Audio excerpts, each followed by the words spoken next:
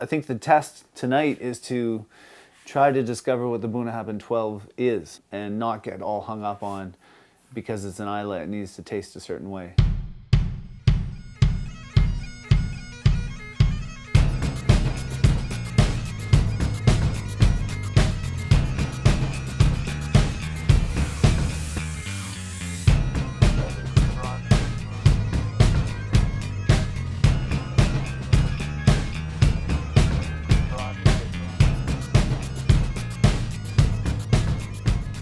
The weird thing about Bunnahabhain back in the day was that it just wasn't as distinctive as the other Islas. It was always the Isla that sort of sat sort of indiscriminately on the edge of the bar and didn't get the attention that the others did. From memory, it was because the Bunnahabhain was not peated. It didn't seem to be as attractive because we were really, peat freaks in those days. We have the seafaring gentleman on the top of the cylinder, staring either out to sea, leaving safe harbor, or perhaps bringing his vessel in. 46.3% alcohol by volume, 12-year-old age statement.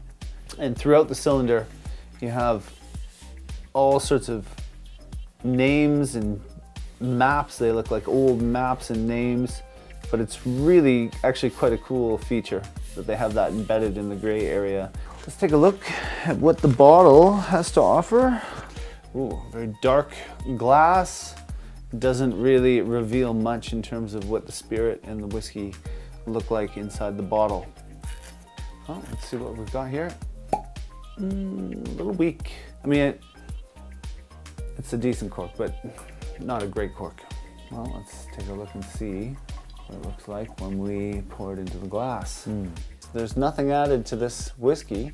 It has a darker color, a really nice looking deep whiskey color, If someone told me they did add coloring to it, I would definitely believe it. It really has a nice viscosity, it has a nice body to it. And let's bring it to the nose. All sorts of things capturing my attention. A little tiny hint of fruit.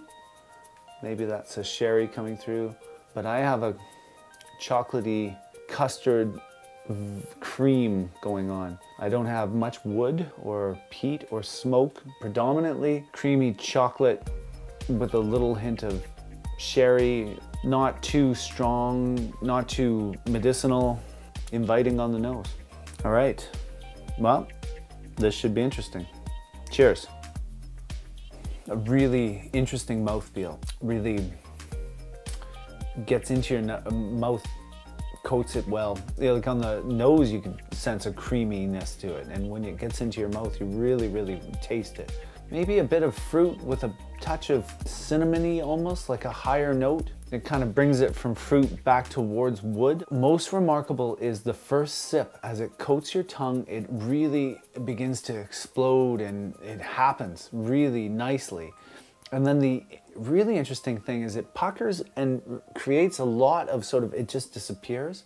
And it's like it should come rolling back and roaring back, and it doesn't. But it doesn't disappoint either, because it still has a just a really beautiful final finish to it. I really like it. Let's have one more. A longer finish on that one. Spice in the mouth, almost a nutmeg. It's really delicious. Considering how little smoke or peat or that medicinal seaweedy thing that the southern Islas have, this really has a whole different thing going on.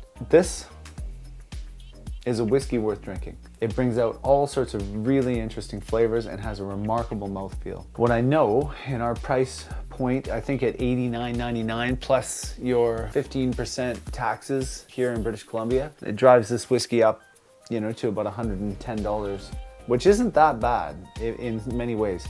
When you bring the Bunnahabhain 12, it has all the earmarkers you like, the non-chilled filtered, all natural colored, high alcohol by volume.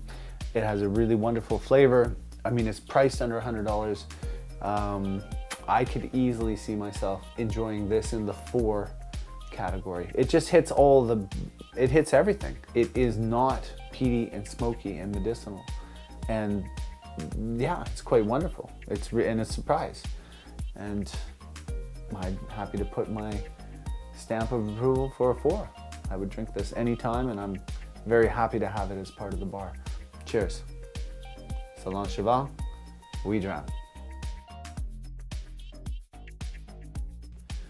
You can't read about your cork. Like, no one talks about the cork. Yeah. Oh, and it's got a weak cork. Like, we're the only ones that are really into the cork.